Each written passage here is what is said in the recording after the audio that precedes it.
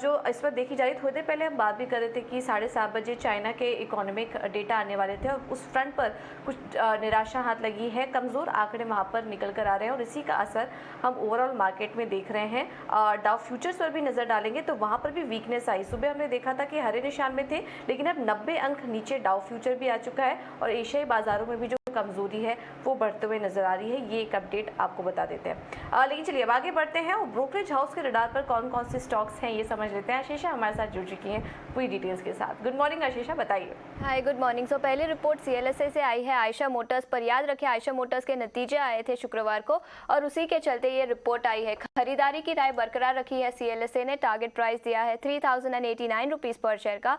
Strong momentum दिख रहा है, डिमांड भी अच्छी खासी दिखाई दे रही है, इंटरनेशनल मार्केट ग्रोथ फेज पर दिखाई दे रहा है और इसी के चलते ये रिपोर्ट आई है। आयशा मोटर्स पर और एक रिपोर्ट आई है जेफरीज की, जिन्होंने खरीदारी की राय बरकरार रखी है। टारगेट प्राइस दिया है 3000 रुपीज़ पर शेयर का। स्ट्रॉन्ग कमबैक कंपनी ने शो किया है टफ टाइम में भी। Strong Q4 EBITDA 15 quarter high पे था। टू व्हीलर डिमांड रिकवरी अच्छी खासी दिखाई दे रही है। इंडस्ट्री प्रीमियमाइजेशन ट्रेंड दिखा रहा है। उन्होंने FY23 और FY24 का EPS 6% से बढ़ा दिया है और इसी के चलते खरीदारी की राय बरकरार रखी है। 3000 रुपीज़ पर शेयर का टारगेट दिया है। SBI के भी नतीजे आए थे और उसी के चलते CLSA की एक रिपोर्ट आई है जहां उन्होंने खरीदारी की राय बरकरार रखी है। टारगेट प्राइस दिया है 660 रुपीज़ पर शेयर का।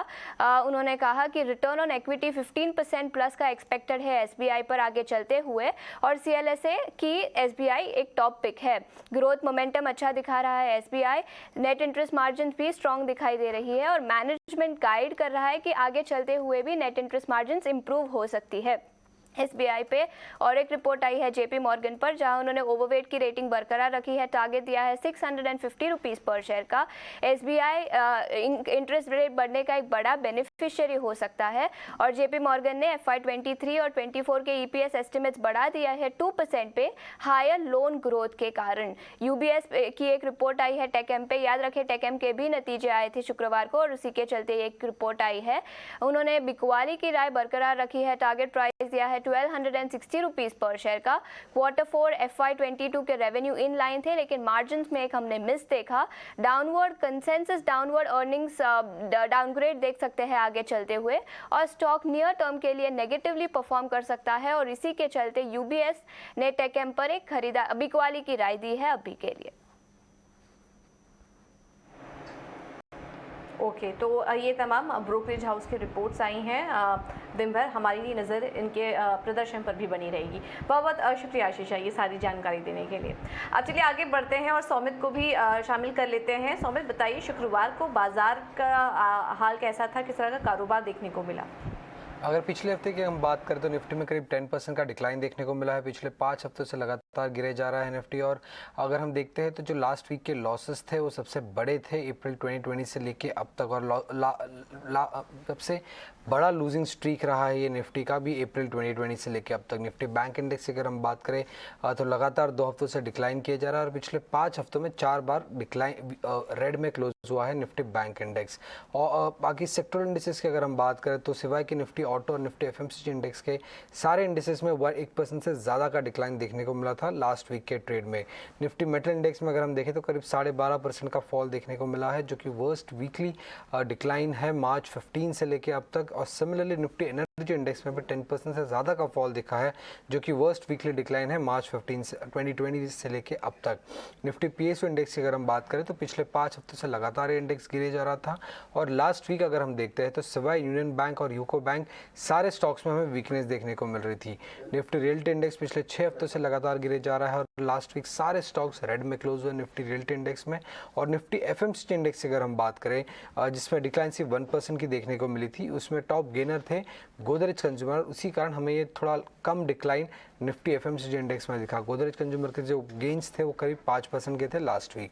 अब निफ्टी 50 स्टॉक्स की अगर हम बात करें तो अडानी पोर्ट्स में लास्ट वीक वीकनेस दिखी थी क्योंकि कंपनी की जो 4th क्वार्टर के नंबर्स थे वो एनालिस्ट एक्सपेक्टेशन से नीचे थे।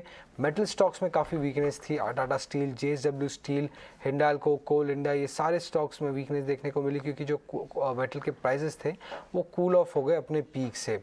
अब गेनर्स में अगर हम देखते हैं तो आयशा मोटर्स पिछले 2 हफ्तों से गिरे जा रहा था, but last week positive closing दिखी, करीब 3% के गेंस दिखे इस स्टॉक में, और एशियन पेंट्स में गेंस दिखे क्योंकि जो कंपनी की अर्निंग्स थी वो एनालिस्ट एक्सपेक्टेशन से अच्छी थी, और ये जो गेंस थे ये सस्टेन किए on the back of earnings Asian paints के लिए।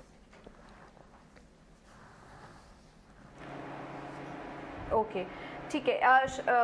सौमित, इसके अलावा ये भी बताइए कि शुक्रवार को कौन कौन से शेयर थे जो कि बजिंग थे, और आज के लिए कौन से अहम इवेंट्स होंगे जहां पर की नज़र रहेगी? फ्राइडे का अगर हम बात करें तो पॉलिसी बाजार, मेड प्लस, एप्टिस, वैल्यू फाइनेंस, ये सारे स्टॉक्स में काफ़ी पॉजिटिव ट्रैक्शन दिख रहा था क्योंकि MSCI के स्मॉल कैप इंडेक्स में इनके नाम इंक्लूड कर दिए गए थे, और ये सारे स्टॉक्स में हाईएस्ट इनफ्लोज आने की एक्सपेक्टेशंस है, इसी दम पे हमें गेंस दिख रहे थे इन स्टॉक्स पे। उसके अलावा अगर हम देखते तो IGL में अगर हम देखते तो मार्केट की एक्सपेक्टेशंस थी कि ये स्टॉक निकल जाएगा MSCI से, बट ऐसा नहीं हुआ। इनफैक्ट वेटेज बढ़ा दिया गया जिसके वजह से फ्लोज और आने की एक्सपेक्टेशंस है IGL में। और ओवर द वीकेंड अगर हम देखते तो कंपनी ने एक प्राइस हाइक भी ली थी, तो ये सारे पॉजिटिव न्यूज़ के कारण हमें IGL में काफ़ी पॉजिटिव ट्रैक्शन दिख रही थी।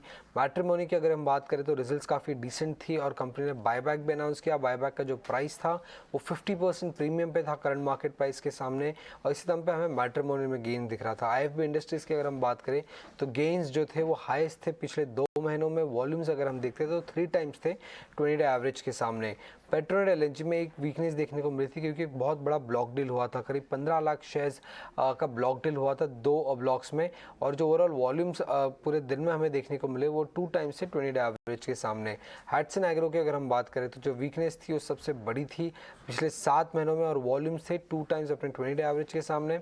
गेनर्स, उसके अलावा इंडस टावर्स में भी वीकनेस देखने को मिली थी क्योंकि जो लास्ट डे था शेयर्स खरीदने का डिविडेंड में हिस्सा लेने के लिए, वो निकल जाने के बाद थोड़ी बहुत सेलिंग प्रेशर हमें स्टॉक में दिख रही थी। और इमामी में अगर हम देखें तो ये स्टॉक डिक्लाइन किया था क्योंकि फोर्थ क्वार्टर के रिजल्ट्स काफ़ी ख़राब थे कंपनी के। और आज के लिए कौन से स्टॉक्स इंपॉर्टेंट रहेंगे?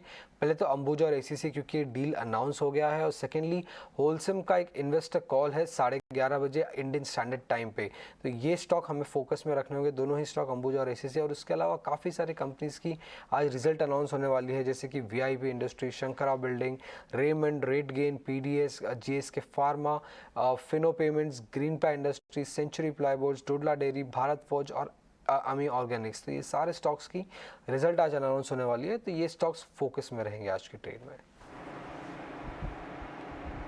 ओके, थैंक यू सौमित ये सारी जानकारी देने के लिए। तो ये सारे तमाम नतीजे आएंगे जिन पर की फोकस रहेगा, और होलसेम की 11:30 बजे कॉन कॉल होने वाली है, उसमें इस डील से जुड़े और भी डिटेल्स यहाँ पर सामने आ सकते हैं, मैनेजमेंट की कमेंट्री भी सुनने में आएंगी, तो इस पर हमारा फोकस रहेगा।